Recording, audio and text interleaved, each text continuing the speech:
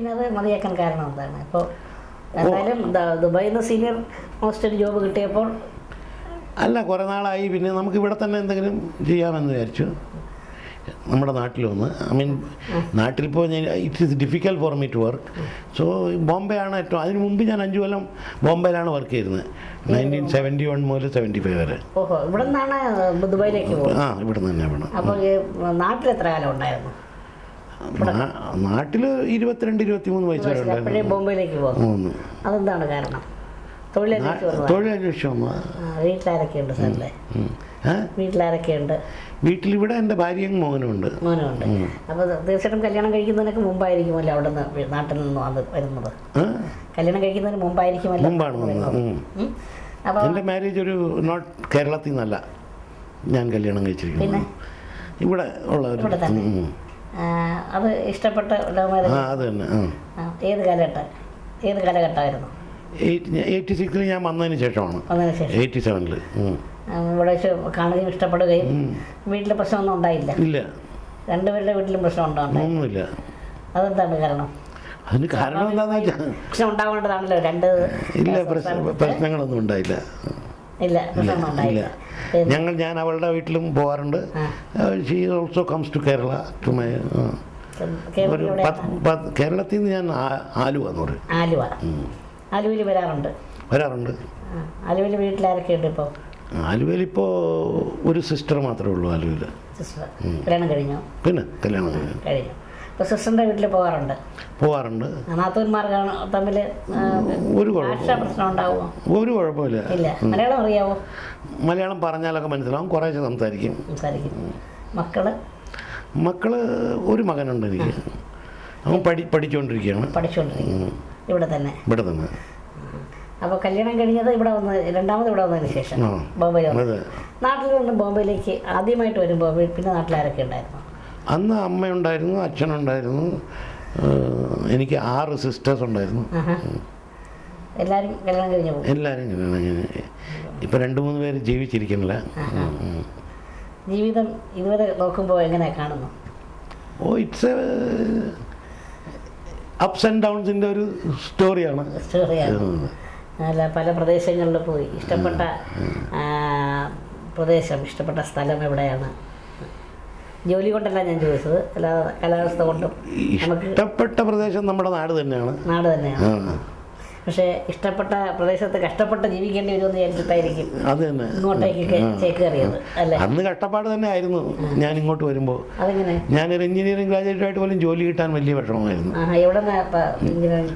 ഞാൻ regional engineering college Calicut. അവിടെ ഇത്ര കഷ്ടപ്പെടേണ്ടി വന്നു അക്കാലത്ത്? എഞ്ചിനീയറിംഗ് കഴിഞ്ഞൊരു വ്യക്തിക്ക് ഇത്രയും കുറേ 4-5 കൊല്ലം ഗവൺമെൻറ് അപ്പോയിൻമെൻ്റ് ഒന്നും ഉണ്ടായിരുന്നില്ല. പിന്നെ പ്രൈവറ്റ് എൻ്റർപ്രൈസും വളരെ കുറവാണല്ലോ കേരളത്തിൽ. അപ്പം അന്ന് പൊതുവെ ഒട്ടും ഇല്ലായിരുന്നു, തീരെ അപ്പോയിൻമെൻ്റ് ഉണ്ടായിരുന്നില്ല. എങ്കിലും ഗവൺമെൻറ് തലത്തിൽ കയറാൻ പേരെപ്പറ്റ ഒത്തിരി ഉണ്ടായിരുന്ന 6 മാസം ടെമ്പററി ആയിട്ട് ഒരു ഓവർസിയറുടെ പോസ്റ്റാണ് തരുന്നത്. ജെയുടെ പോസ്റ്റ് പോലും തരില്ല. പിന്നെ അത് ഞാനിവിടെ വന്ന് 3 കൊല്ലത്തിന് ശേഷം റിക്രൂട്ട്മെൻറ്റ് തുടങ്ങി. 72-73 തുടങ്ങി. പിന്നെ സാർ അവിടെ ആ കാലത്ത് ഉണ്ടായിരുന്നെങ്കിൽ ഇപ്പോൾ ഒരു ചീഫ് എഞ്ചിനീയറൊക്കെ ആകത്തില്ലായിരുന്നു? ആവുമായിരുന്നു. ഇപ്പോൾ റിട്ടയർ ആയി കഴിഞ്ഞാൽ. അതിനേക്കാൾ നല്ലത് ജീവിതം ത്രില്ലോട് കൂടി ഫൈറ്റ് ചെയ്ത് ജീവിക്കുക എന്നുള്ളതായിരുന്നു അല്ലേ? It was a thrill to come out and work somewhere. നമുക്കറിയാൻ പാടില്ലാത്ത സ്ഥലങ്ങളിൽ ഒരു പ്രത്യേക ഗ്രൂപ്പ് ഉണ്ടാക്കി വർക്ക് ചെയ്യല്ലേ. ഇവിടെ ഒത്തിരി ഫ്രണ്ട്സ് ഉണ്ട്? ഇവിടെ ഉണ്ട്, ഒരുപാട് പരിചയക്കാരുണ്ട്. എങ്ങനെയാണ് ഈ കമ്പനി കിട്ടിയത്? എങ്ങനെയാണ് ഈ കമ്പനി ഉണ്ടാക്കാനായിട്ടൊരു കമ്പനി കിട്ടിയത്? ഞങ്ങൾ പണ്ട് മുതലേ അസോസിയേറ്റ്സാണ്. 10-15 കൊല്ലമായിട്ട്. ഞാൻ വേറൊരു കമ്പനിയിൽ വർക്ക് ചെയ്യായിരുന്നു, ഇവർ വേറെ ബിസിനസ്സായിരുന്നു. അങ്ങനെ ഇപ്പോൾ 2001 മുതൽ ഇങ്ങനെ ജോയിൻ്റ് ആയിട്ട് വർക്ക് ചെയ്യണം. അതിന് മുമ്പ് ഞാനിവിടെ ഒരു ചീഫ് എഞ്ചിനീയറായിട്ട് വർക്ക് ചെയ്തതാണ് ഒരു കമ്പനിയിൽ. ഇവിടെ 10 കൊല്ലത്തോളം. ഇവിടുത്തെ ഏറ്റവും വലിയ ഡെവലപ്പറായിരുന്നു ആ സമയത്ത് അവർ. ഇവിടെ അവർക്ക് വേണ്ടി ഞാനൊരു 150 ബിൽഡിങ്ങുകൾ ഉണ്ടാക്കിയിട്ടുണ്ട്. ഇതുപോലെ കേരളത്തിലും ബിസിനസ് തുടങ്ങാൻ ആഗ്രഹമില്ലേ? കേരളത്തിൽ തുടങ്ങാൻ ഇപ്പോൾ ആഗ്രഹമില്ല.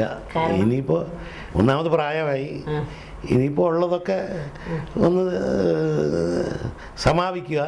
നമുക്ക് മിനിമം കുറച്ച് എന്തെങ്കിലും ബിസി ആയിരിക്കാനുള്ള എന്തെങ്കിലും പരിപാടികൾ നോക്കുക, അത്രേ ഉള്ളൂ. ഇടയ്ക്ക് പോകാറുണ്ടോ നാട്ടിൽ? പിന്നെ നാട്ടിൽ ഞാൻ എപ്പോഴും പോകാറുണ്ട്. ഈ കഴിഞ്ഞ മാർച്ചിലും കൂടെ പോയിരുന്നു. അത് ബിസിനസ് പർപ്പസ് ആണോ അതോ? അല്ലല്ല, ബിസിനസ് പർപ്പസ് അല്ല, ഒരു മരണസംബന്ധമായിട്ട് പോയതാണ് കഴിഞ്ഞ പ്രാവശ്യം. നാട് മറക്കില്ല അല്ലേ? ഇല്ല, ഞാൻ കൊല്ലത്തിൽ 3-4 പ്രാവശ്യം പോകാറുണ്ട്.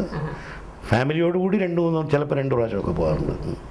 ഇപ്പോൾ ഫാമിലി ഇവിടെ എവിടെയാണ്? ഈ സ്ഥലത്താണ്? ഇവിടെ തന്നെ ഈ പ്രോജക്റ്റിൽ തന്നെ. ഈ പ്രോജക്റ്റിൽ തന്നെ. അപ്പോൾ ഈ കമ്പനിയിൽ എല്ലാവരും ഈ പ്രോജക്റ്റിൽ തന്നെ ഇവിടെ തന്നെയാണ്. ഞാൻ ജീവിതം വളരെ സന്തോഷകരമായി മുന്നോട്ട് കൊണ്ടുപോവുകയാണല്ലേ. എന്തായാലും സാറിൻ്റെ ഈ ഉദ്യമത്തിൽ ഒരുപാട് സന്തോഷമുണ്ട്. ഒപ്പം പ്രേക്ഷകർക്ക് സാറിനെ പരിചയപ്പെടാൻ കഴിഞ്ഞതിൽ ഒരുപാട് സന്തോഷമുണ്ട്. Thank you. ഇങ്ങനെ ജീവിതം പല പ്രദേശങ്ങളിൽ എവിടെ ചെന്നാലും തൻ്റേതായ വ്യക്തിമുദ്ര പതിപ്പിച്ച് ഏത് പ്രദേശത്തായിരുന്നാലും നല്ല രീതിയിലൊരു കമ്പനി ചിട്ടപ്പെടുത്തി കൂട്ടുകാരോടൊപ്പം ഒരുമിച്ച് അസോസിയേറ്റ് ചെയ്യുന്ന ചന്ദ്രശേഖർ സാറിനെ നമ്മൾ പരിചയപ്പെട്ട് കഴിഞ്ഞു. ഇനി നമുക്ക് മറ്റ് അടുത്തേക്ക് പോകാം. കൺസെപ്റ്റ് റിയാലിറ്റി ഇന്ത്യ പ്രൈവറ്റ് ലിമിറ്റഡിൻ്റെ ടെക്നിക്കൽ വിഭാഗത്തിലെ ചന്ദ്രശേഖർ സാറിനെ നമ്മൾ കണ്ടു കഴിഞ്ഞു. ഇനി ഈ സ്ഥാപനത്തിലെ മാനേജിംഗ് ഡയറക്ടറായ ചന്ദ്രബാബു സാറിനെ നമുക്ക് വരവേൽക്കാം. സാറിൻ്റെ വിജയത്തിലേക്ക് നമുക്ക് കടന്നു ചെല്ലാം. Hello sir. സാറ് ഈ സ്ഥാപനത്തെ ഒരു മാനേജിംഗ് ഡയറക്ടർ ഇരുന്നു കൊണ്ട് ഈ സ്ഥാപനത്തെ എങ്ങനെ കാണുന്നു? സ്ഥാപനം എന്ന് പറയുന്നത് 1984 തുടങ്ങിയതാണ്. നേരത്തെ ഈ സ്ഥാപനത്തിന് ഒരു സീവുഡ് ഡെവലപ്പർ എന്നായിരുന്നു. അതിനകത്ത് നിരവധി വേറെ ഡയറക്ടേഴ്സും പാർട്ട്നേഴ്സും ഒക്കെ ഉണ്ടായിരുന്നു. ഇതിപ്പോൾ ഒരു ഫാമിലി ബിസിനസ്സായിട്ട് കൊണ്ടു നടക്കുവാണ്. ഞാനും മിസ്സിസും മാത്രമുള്ള ഡയറക്ടേഴ്സായിട്ട്. പിന്നെ കാര്യമായിട്ട് ബിസിനസ്സൊക്കെ നടക്കുന്നുണ്ട്. ഭാവിയിൽ തിരുവനന്തപുരത്തും തുടങ്ങാനുള്ള പരിപാടിയിൽ അവിടെ ലാൻഡൊക്കെ അക്വയർ ചെയ്തിട്ടുണ്ട്. അങ്ങനെയൊക്കെ കാര്യങ്ങളെല്ലാം ഭംഗിയായിട്ട് നടക്കുന്നുണ്ട്. തിരുവനന്തപുരത്ത് തുടങ്ങാനുള്ള ഉദ്ദേശമുണ്ട്. ലാൻഡ് അക്വയർ ചെയ്തിട്ടുണ്ട്. തിരുവനന്തപുരത്ത് മൻവിള എന്ന് പറയുന്ന സ്ഥലത്തൊരു 5-6 ഏക്കറും പിന്നീട് PTB എന്നുള്ളൊരു 70 സെൻറ്റ് സ്ഥലവും നമ്മൾ വാങ്ങിയിട്ടിട്ടുണ്ട്. അങ്ങനെ ഇത് രണ്ടും ഒരു 1.5 കൊല്ലത്തിനകം തുടങ്ങണം എന്നുള്ള പരിപാടിയിലിരിക്കുകയാണ്. സാധാരണ ഞങ്ങൾ ഒത്തിരി പേര് ഇൻ്റർവ്യൂ ചെയ്ത് അവരെല്ലാവരും തന്നെ നാടിന്ന് പോയതിനു ശേഷം നാട്ടിലോട്ടൊരു ബിസിനസ് തുടങ്ങുന്നതിനെ കുറിച്ച് അവർക്ക് അങ്ങനൊരു ധാരണയില്ല, അങ്ങനൊരു ആവശ്യം ഒട്ടും, അങ്ങനെ ഒരു ഉദ്ദേശം ഒട്ടുമില്ല എന്നാണ് പറയുന്നത്. പക്ഷെ അപ്പം അതിൽ നിന്നും വ്യത്യസ്തമായി സാറിങ്ങനെ നമ്മുടെ സ്വന്തം നാട്ടിൽ വന്നൊരു ഈ ബിസിനസ് കണ്ടിന്യൂ ചെയ്യണമെന്ന് പറയുമ്പോൾ ഞങ്ങൾക്ക് വളരെ അത് കേൾക്കുമ്പോൾ തന്നെ ഞങ്ങൾക്ക് വളരെ സന്തോഷമുണ്ട്. എന്താണ് അതിൻ്റെ പിന്നിലെ ചാരിതാർത്ഥ്യം? നമുക്ക് നാട്ടിൽ നിന്ന് പോരുമ്പോൾ നാട് വേണ്ടാന്ന് പറഞ്ഞ് പോരുന്ന കൂട്ടത്തിലുള്ളതല്ല. നമുക്ക് നാട്ടിനോട് തന്നെയാണ്. നമ്മുടെ നാട്ടിൽ അന്ന് അതിനുള്ള സാഹചര്യങ്ങൾ ഇല്ലാഞ്ഞതുകൊണ്ട് നമ്മൾ ബോംബെയിൽ വന്ന് ഇങ്ങനെ കാര്യങ്ങൾ തുടങ്ങി. ഇനിയിപ്പോൾ നാട്ടിലേക്കും ബിസിനസ് വ്യാപിപ്പിക്കണം എന്നുള്ള തോന്നലുകൊണ്ട് ചെയ്യാവുന്നതാണ് കാര്യം. അത് തീർച്ചയായിട്ടും നടന്നിരിക്കും. എപ്പോഴാണ് എന്നുള്ളത്? ഇല്ല, 2 വർഷത്തിനകം തുടങ്ങിയിരിക്കും.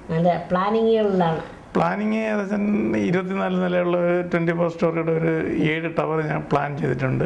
അതിന് പ്ലാനിങ് സെക്ഷനിലേക്ക് സബ്മിറ്റ് ചെയ്യാനുള്ള പരിപാടിയിലാണ്.